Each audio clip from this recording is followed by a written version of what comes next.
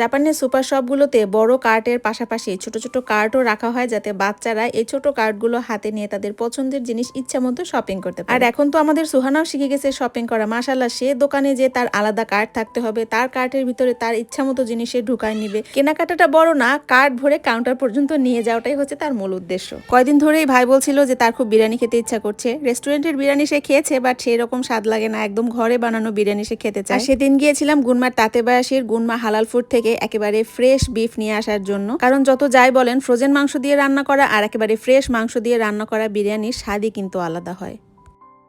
Hello, আসসালামু আলাইকুম। কি অবস্থা, কেমন আছেন সবাই? আজকে দুপুরে খাবার পরে সানায়া বলছিল যে সুহানাকে নিয়ে বাইরে যাবে। যদিও আমি সাফওয়ানের সাথে সানাইকে যাইতে দেই, কিন্তু সানাইকে আমি একাই ছাড়ি না, সেখানে সে সুহানাকে নিয়ে একলা যাবে।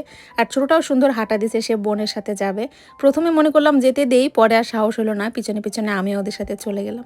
দুই বোন আসছে, তারা কি কেনাকাটা করবে, মানে এই যে ছুটির দিনগুলা ওদের পারই হয় না, মানে সারাদিন কি করবে না করবে দিশা পায় না।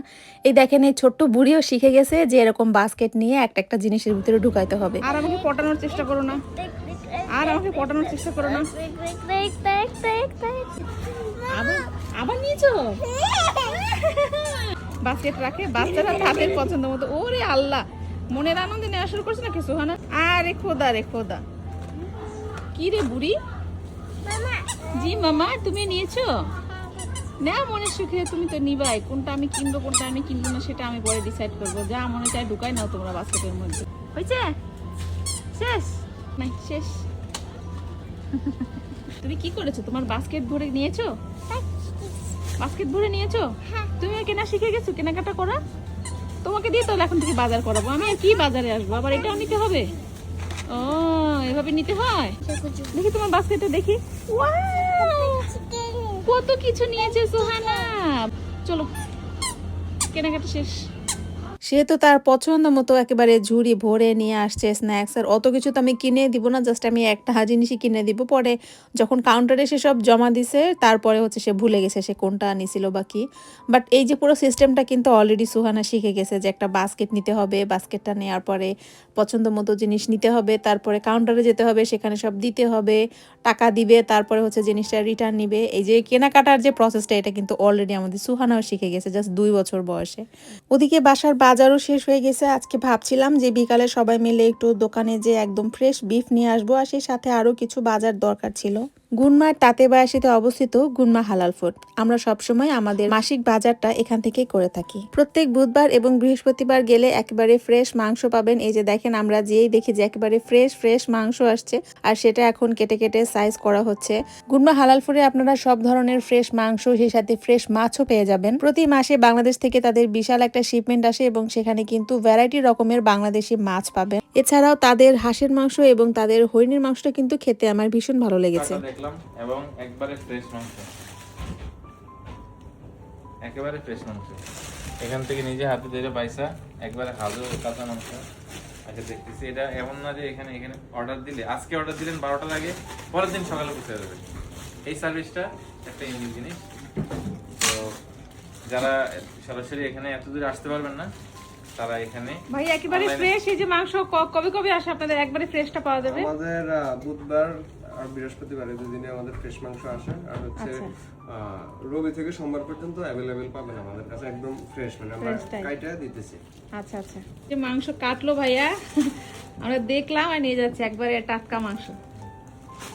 বাংলাদেশের মতো ফিল আসতেছে। হ্যাঁ, আসলে আমার সেই সাথে কিছু ডাল নেওয়ার দরকার ছিল, আর আমার কিছু মশলাপাতির দরকার ছিল। আমি ইবাদা ব্র্যান্ডের এই মশলাগুলো ব্যবহার করি, অনেক বেশি ফ্রেশ আর স্মেলটাও অনেক সুন্দর আসে। ইবাদার হলুদের গুঁড়া, জিরার গুঁড়া, ধনে গুঁড়া, আর হচ্ছে কোরিয়ান্ডার গুঁড়া। এর সাথে আমার একটু ব্ল্যাক পেপার দরকার ছিল। আর এখানে মশলার অনেক ভ্যারাইটি আছে, যত রকমের মশলা আপনার দরকার সবই আপনি এখানে পেয়ে যাবেন। তো যাই হোক, আমাদের কেনাকাটা শেষ। আর বাসায় এসে আমাকে সৈকত কল করেছে যে আপু, আমার জন্য একটু বিরিয়ানি রান্না করো, আমি বিরিয়ানি খাবো। জাস্ট 1 ঘন্টার ভিতরে রান্নাবান্না শেষ করে ফেলছি। আর ওইদিকে সৈকতও আসছে, ওর কিন্তু আগামীকালকে আবার সকালবেলা ক্লাসও আছে, চলে যাইতে হবে। জাস্ট ওর বিরিয়ানি খাইতে ইচ্ছা করছে, এই জন্য হচ্ছে ও বাসায় আসছে। আরে ভাইরা আমার কয় কি, আপু অনেকদিন বিরিয়ানি খাই না, নেক্সট তোমার বাসায় যেদিন যাবো সেদিন আমার একটু বিরিয়ানি খাওয়াই। আহারে, একটু কইরা খাবা, বুঝলা? খালি পড়লে আর লেখলে আর কাজ করলেই হবে? নিজের রান্না খাইয়ে না মজা নাই আসলে। মানুষে বলে নিজের রান্না খাই, আমার নিজের রান্না সব রান্না ভালো লাগে না এমন না যে কোনো রান্নাই ভালো লাগে না, লাগে মুরগির মাংস, আমার নিজের মুরগির মাংস আমার খুব ভালো লাগে। বাট এই জিনিসটা না আসলে নিজের রাইন্দা খাওয়ার মতো জিনিস না। আম্মু রাইন্দা দিত, আপনি, টিনা আপু, তুমি, মেজো আপু, বড় আপু, তোমাদের ভাই আমাদের ফ্যামিলিতে এই জিনিসটা খুব বেশি। লাইক এখনই আসতেছি। টিনা আপুরে ফোন দিলাম, আপু ভালো লাগছে না, খিদে লাগছে, বিরিয়ানি আনছো আজকে? আসতেছি, কয়ে সাথে সাথে চলে আসি।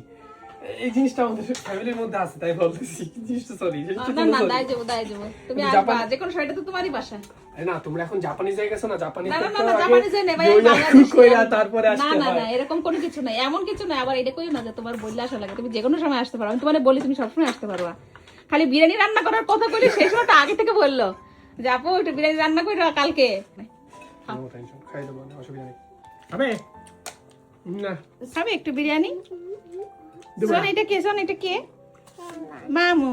জাপানের খাবার দাবার তো এমনিতে অনেক ভালো, এখানকার খাবার অনেক বেশি হেলদি, অনেক বেশি ফ্রেশ। কিন্তু একটা যে জিনিস আমরা খুব মিস করি বাঙালি হিসেবে, একদম খুব সুন্দর মশলা টশলা দিয়ে ভালো করে রান্না করা বিরিয়ানি, একদম ভুনা খিচুড়ি, এই যে খাবারগুলো, এরকম মশলাদার বাঙালি খাবার আমাদের এখানকার কোনো রেস্টুরেন্টে ওরকম পাওয়া যায় না। সবাই একটু চেষ্টা করে হেলদি ওয়েতে রান্না করতে। তাও ভালো, সৈকতের আবদার করার তো একটা জায়গা আছে। আমি যে কোনো জায়গায় আবদার করব সেই জায়গাও তো নাই। আমার যদি কোনো কিছু খেতে ইচ্ছা করে তখন আমাকে নিজেই রান্না করতে হয়, নিজেই খেতে হয়।